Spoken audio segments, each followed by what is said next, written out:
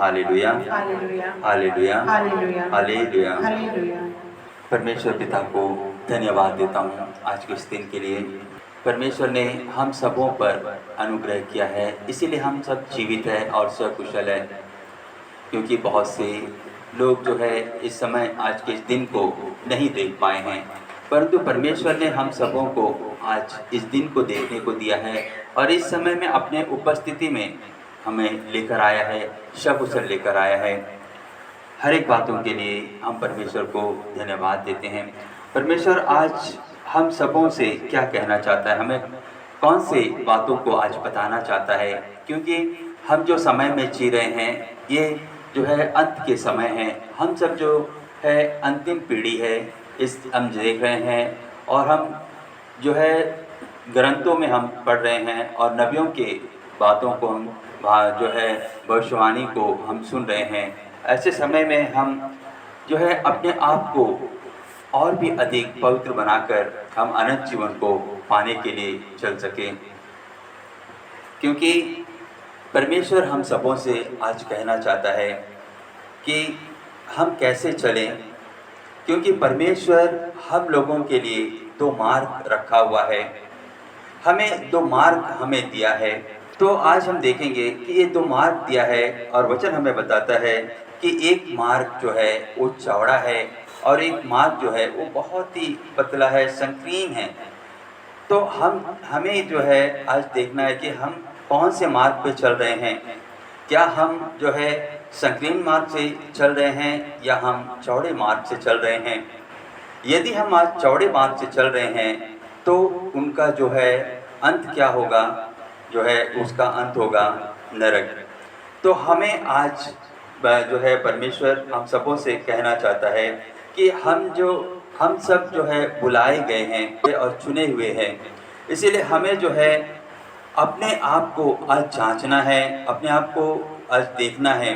क्योंकि वचन हमें बताता है दूसरा कुरिन्थी अध्याय 13 और पद संख्या 5 से यदि हम देखेंगे तो यहाँ पे पवित्र वचन हमें बताता है, आप लोग अपनी ही परीक्षा लेकर देखें कि आप विश्वास के अनुरूप जीवन बिताते हैं या नहीं। आप लोग अपनी ही जांच करें, क्या आप यह अनुभव नहीं करते कि ईसा मसीह आप लोगों में क्रियाशील है। यदि नहीं करते तो आप खोटे हैं। वचन हमें क्या बता रहा है कि हमें परमेश्वर दो मार्ग दिया है, हमें दो मार्ग दिया है और एक जो है जीवन की ओर जाता है और एक जो है नरक की ओर जाता है।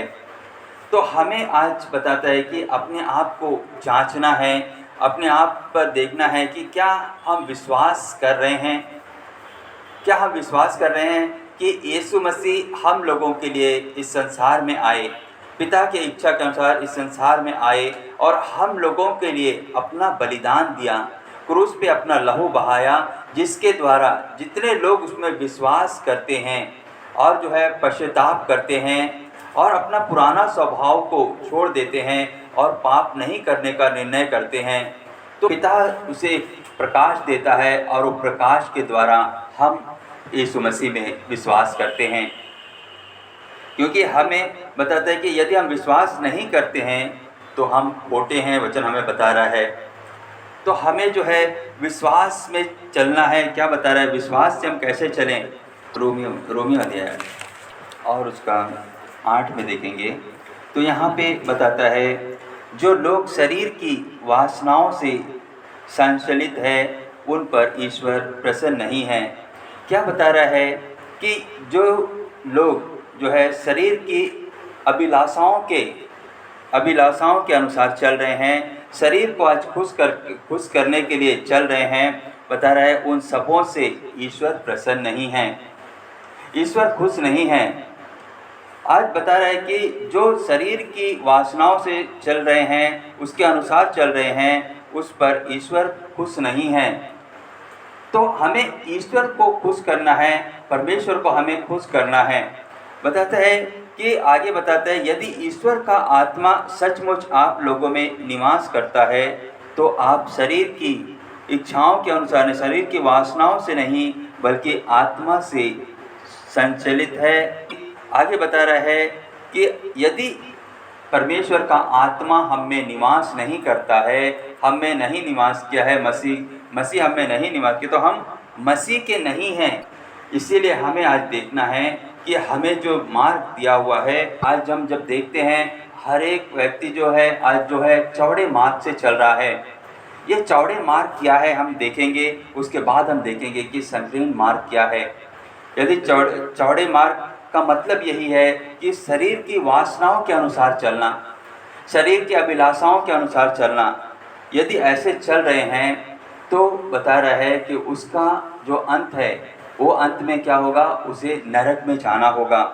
यदि हम दूसरा तिमोथी में देखेंगे, हालेलुया हालेलुया, दूसरा तिमोथी अध्याय 3 में 3:2 से देखेंगे तो यहाँ पे वचन हमें बताता है, मनुष्य स्वार्थी, लोभी, डींग मारने वाले, अहंकारी और परनिंदक होंगे।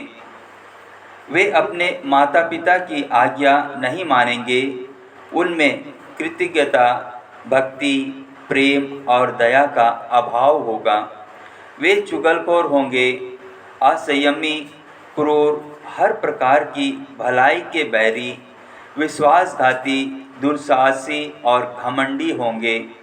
वे ईश्वर के नहीं बल्कि भोग विलास के पुजारी बनेंगे। यहाँ पे क्या बता रहा है कि यदि एक व्यक्ति शरीर में चल रहा है, शरीर की जो है वासनाओं के अनुसार चल रहा है, तो उनके जीवन में क्या होगा, उसके जीवन में ये सारी पाप होगी, ये सारी बुराइयां उनके जीवन में होगी। यदि ऐसे बुराइयां उनके जीवन में हैं तो वो कैसे चल रहा है, वो चौड़े मार्ग से चल रहा है। और हम देखते हैं कि चौड़े मार्ग हमें कहाँ ले जाएगा, वो नरक में ले जाएगा।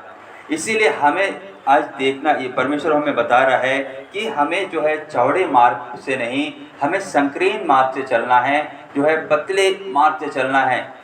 तो हम आगे और हम देखेंगे गलाती अध्याय 5 पर संख्या 19 में देखेंगे तो यहाँ पर भी हम देखते हैं शरीर के कुकर्म प्रत्यक्ष है।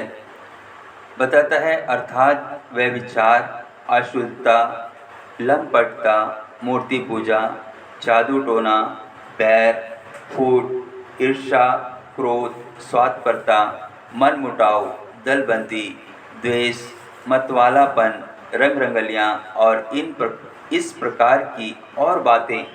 बताते हैं कि ये सारी बातें बताते हैं कहाँ पे है, ये जो चौड़े मार्ग पे चलने वाले लोगों के जीवन में कैसा बता रहा है कि इस प्रकार का जो है उनके जीवन में पाप है।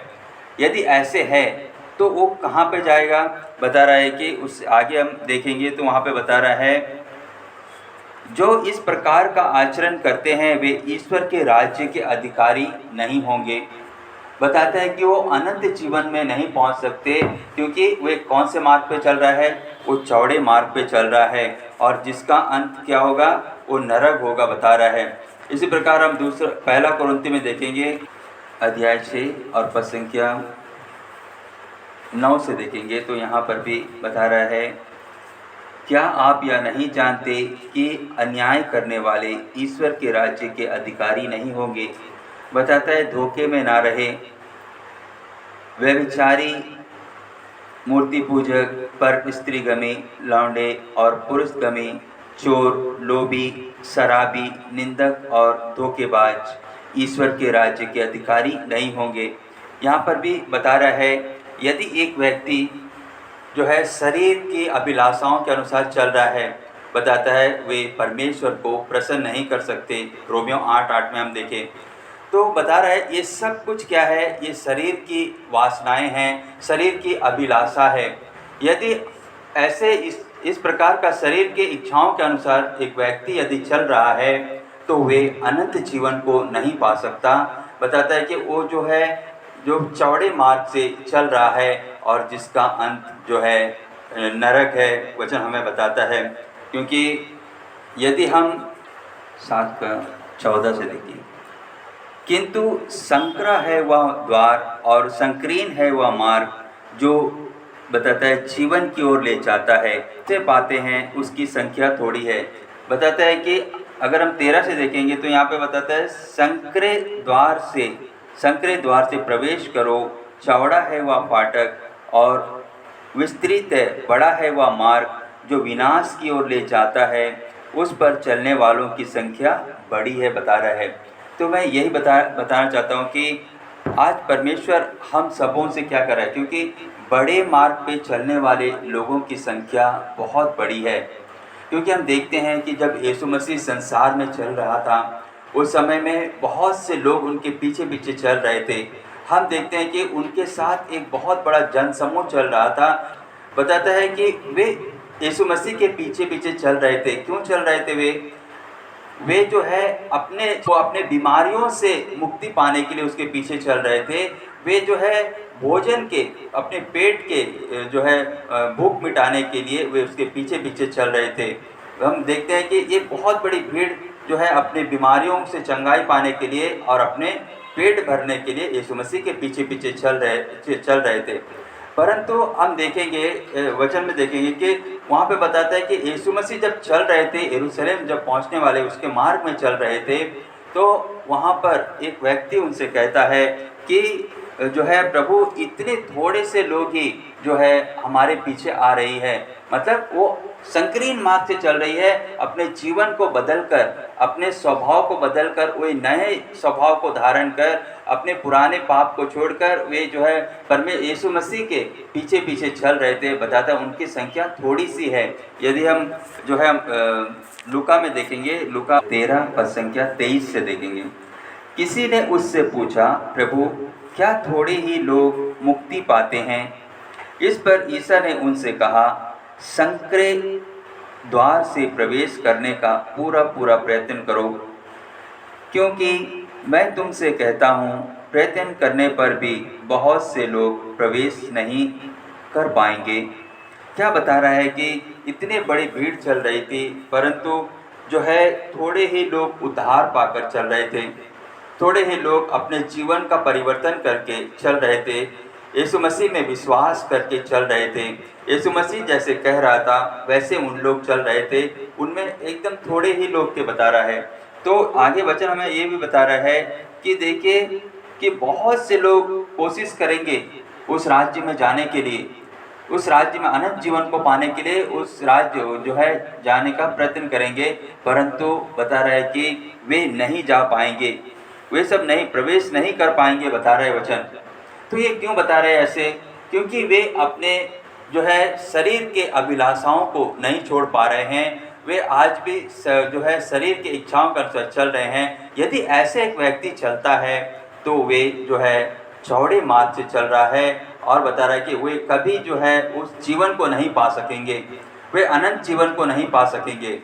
इसीलिए आज परमेश्वर हम सबों से कहता है कि हमें देखना है कि अपने जीवन को एक बार, बताता है कि अपना जीवन को, अपने आप को एक बार परखना है, अपने आप को देखना है कि मेरे जीवन में कौन कौन से कमी हैं। क्या मैं चल रहा हूँ तो क्या मैं संकीर्ण मार्ग से चल रहा हूँ? अगर वैसे नहीं चल रहे हैं तो वचन हमें बताता है कि हम खोटे हैं, हम बेकार हैं, हम जो जीवन को जी रहे हैं ये बेकार है। हमें परमेश्वर जो है अपने जो है इकलौते पुत्र के द्वारा, बलिदान के द्वारा हमें खरीदा है। हमें जो है वो अनंत जीवन देने के लिए, हमें जो है कभी नहीं ख़त्म होने वाला जीवन को देने के लिए, हाँ जो है परमेश्वर हम जो है अपने इकलौते पुत्र के संसार में भेजकर उनका बलिदान के द्वारा जितने भी लोग उनके बलिदान में विश्वास करते हैं उन सबको जीवन देने के लिए। परंतु यही आज देखना है कि क्या सचमुच हमने विश्वास किया है परमेश्वर में? क्या हमने विश्वास किया है यीशु मसीह के बलिदान में, यीशु मसीह में? हमें आज देखना है, अपने आप को परखना है। तो अगर हम ऐसे नहीं परखेंगे तो हम नहीं समझ पाएंगे, हम नहीं जान पाएंगे कि हम कहाँ जा रहे हैं। तो यीशु मसीह यही बता रहा है, परमेश्वर पवित्र वचन हमें यही बता रहा है कि संकीर्ण मार्ग क्या है। संकीर्ण मार्ग का मतलब है कि एक छोटी सी रास्ते, पतले से रास्ते, इस पतले से रास्ते में हम अपनी शक्ति से नहीं जा सकते, हम अपने शक्ति से नहीं जा सकते।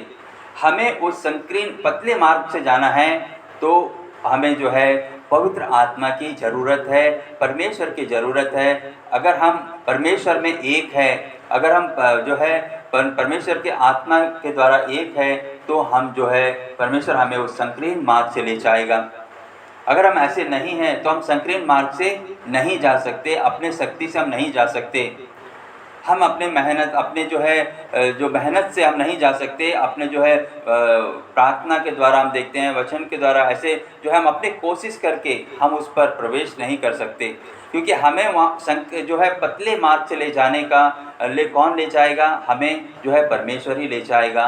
हमें पवित्र आत्मा ही उस जो है पतले मार्ग से ले जाएगा जो अनंत जीवन है। तो हमें उस बताता है कि उस पवित्र आत्मा के द्वारा ही हम जा सकते हैं। तो हमें क्या करना है? हमें वो पवित्र आत्मा की ज़रूरत है, हमें परमेश्वर की आत्मा की ज़रूरत है। यदि पवित्र आत्मा हम में नहीं है तो बता रहा है कि हम चौड़े मार्ग से चल रहे हैं, हम खोटे हैं। और अगर पवित्र आत्मा हम में नहीं है तो इस संसार के हर एक बातों में हमारा मन लगा रहेगा, हमारा जो चिंता है, हमारा जो हर एक जो है इस संसार शरीर की इच्छाएं हैं, ये सब कुछ चलता रहेगा। वो सब हमसे दूर नहीं जाएगा। जब तक परमेश्वर हमें अपना जो है अपने उपस्थिति में स्वीकार नहीं करेगा, हमें पवित्र नहीं करेगा, अपना आत्मा नहीं देगा, तब तक इस शरीर से हम विजय नहीं पा सकते। हम जो है इस शरीर को ना करके नहीं कर सकते। इसीलिए बता रहा है कि हमें पवित्र आत्मा की ज़रूरत है। यदि परमेश्वर का आत्मा की ज़रूरत है, यदि पवित्र आत्मा हमें नहीं है तो हम इस शरीर से विजय नहीं पा सकते, इस संसार में नहीं चल सकते। हमारे मन में बहुत सी चिंताएं होगी। हम जो है इस संसार में कल क्या खाएंगे, कल क्या पिएंगे, हम इसके लिए चिंता, उसके लिए चिंता। हम जो है कैसे हम इस संसार में चलेंगे, कैसे हम अपने आप को संसार में जो है अपने आप को चढ़ाकर कैसे जो है अपने आप को ऊंचा उठाएंगे, ये सब कुछ कल्पना हमारे मन में आते रहेगा, हमारे जीवन में आते रहेगा। ये सब से हमें दूर जाना है तो हमें जो है परमेश्वर की पवित्र आत्मा की ज़रूरत है। यही बता रहा है, जब पवित्र आत्मा को जब हम पा लेंगे तो ही पवित्र आत्मा हमें जो है वो पतले रास्ते से ले जाएगा, जिसका मार्ग जो रास्ते का अंत कहाँ होगा, वो बताता है स्वर्ग होगा। क्योंकि वचन भी हमें बताता है, यूहन अध्याय 14 पद संख्या 6 में यहाँ पे बताता है, ईसा ने उससे कहा, मार्ग, सत्य और जीवन मैं हूँ, मुझसे होकर गए बिना कोई पिता के पास नहीं आ सकता। तो क्या बता रहा है कि जब हम यीशु मसीह में विश्वास करते हैं, उसके बलिदान में विश्वास करके पश्चाताप करते हैं, पश्चाताप करने के द्वारा दोबारा पाप नहीं करने का निर्णय करते हैं, तो पिता पवित्र आत्मा हमें देता है, वो सहायक हमें देता है, जिसके द्वारा जो हम जो है जो उस मार्ग पे चल पाएंगे, उस मार्ग पे चल सकते हैं। हम यीशु मसीह को जानना है, क्योंकि बता रहा है कि मार्ग, सत्य और जीवन जो है यीशु मसीह ही है, बता रहा है। तो हमें उस मार्ग पे चलना है, तभी हमें जो है वो हमें कहाँ ले जाएगा, उस संकीर्ण मार्ग से ले जाएगा।